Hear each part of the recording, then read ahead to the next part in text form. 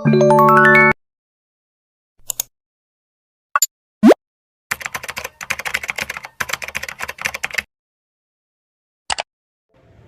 peeps, it's me Deva again with another video, and today's video is about Reflective Vlog 2.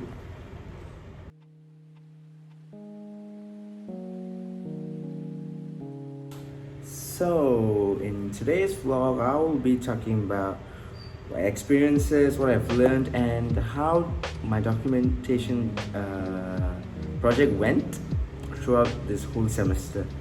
So starting off with the first documentary recording and the presentation was so immaculate and perfect. It was so fun having it. It was more like a first time experience going to another people's shop and getting their permission and recording in the shop with the people in it and like eating their food as well, trying and reviewing it was a kind of a new experience. And I've learned that from this documentation that our local food will never be forgotten by any one of us, and it's a prime treasure of Malaysia as well, because local food is what makes us live and feel lively every single day in Malaysia. And I really learned that lontong is like a normal breakfast now. It's like it sells real quick, and the mouth is kind of high for it because a lot of people recommend it, and a lot of people really eat it before. They even take it as brunch before their lunch, like breakfast and lunch and everything. And the flavors was like immaculate. Every single flavor we tried, they had like chicken flavored ones, squid, even mixed ones with beef, chicken, and squid, which was like a fusion lontong, you would say. I also learned that we have to continue a legacy which is left behind.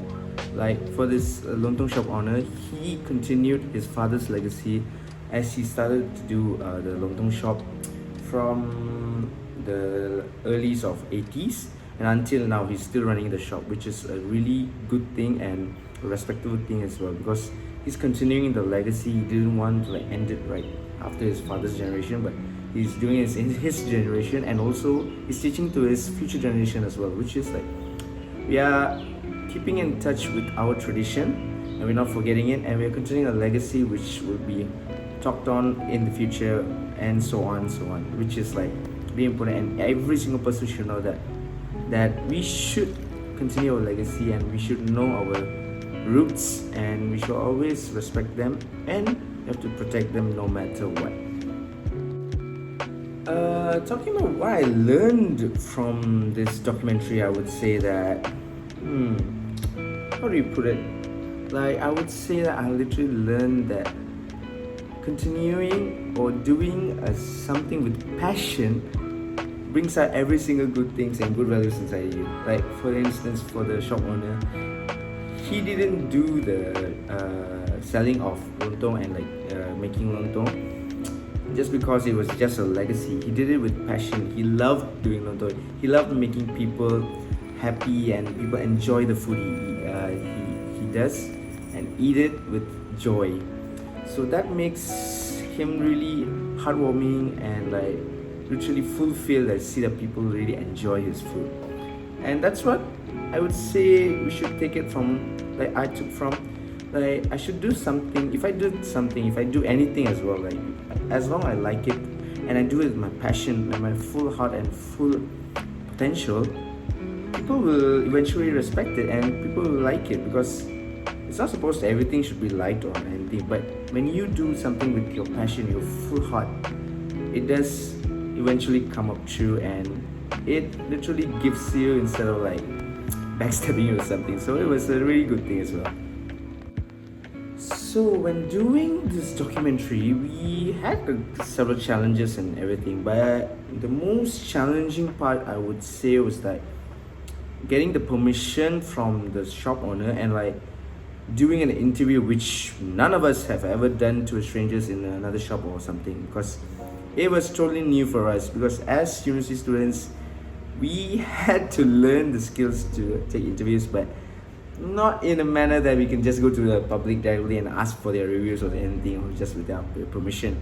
So it was a new thing it's like a challenge. We were scared, we were anxious, the anxiety level was like increasing, it was off the charts. But we discussed in each other, like all of our group mates discussed, and like we talked to the shop owner personally first, like we want to record and everything, asked for permission. Then we like did sample tryings with our teammates as well, like taking interviews and asking for reviews and kind of stuff. Then on the day of the shoot, like when we had to record him and with others or customers as well, we were taking reviews.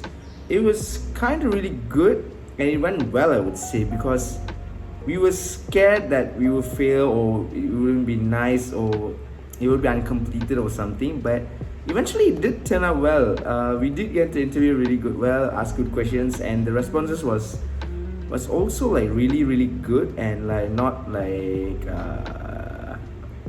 hurting or like regretting or something like that. So it was really good, even though it was the hardest challenge for us, but still we did manage to do it as a team. Okay, the major change taken for this documentary project, I would say that first on hand, we planned to do this documentary. One, it is at the shop. Then we wanted to recreate the lontong by cooking it again in our group mates' house. So after we took the shooting and finished the shooting at the shop owners and asking for everything and taking all the footage there, we couldn't like do the part where you have to recreate the lontong again, because one, we didn't have much time for that, and we didn't know like how to cook the lontong. We didn't do our research that much, and not everyone was like willing to do the cooking dish and like trying to eat, because we didn't know how to do lontong, and that would be really a disaster, you know.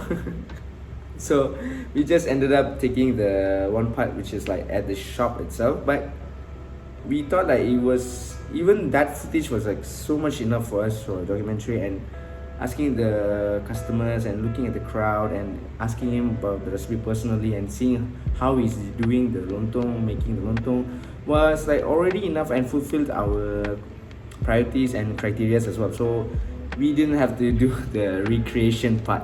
So for me, that change is a good decision because it didn't consume time too much. Editing was like so good, and we didn't have to spend a lot more for this documentary, to be honest, because everyone was like kind of broke that time. So yeah, I would say that was a good change.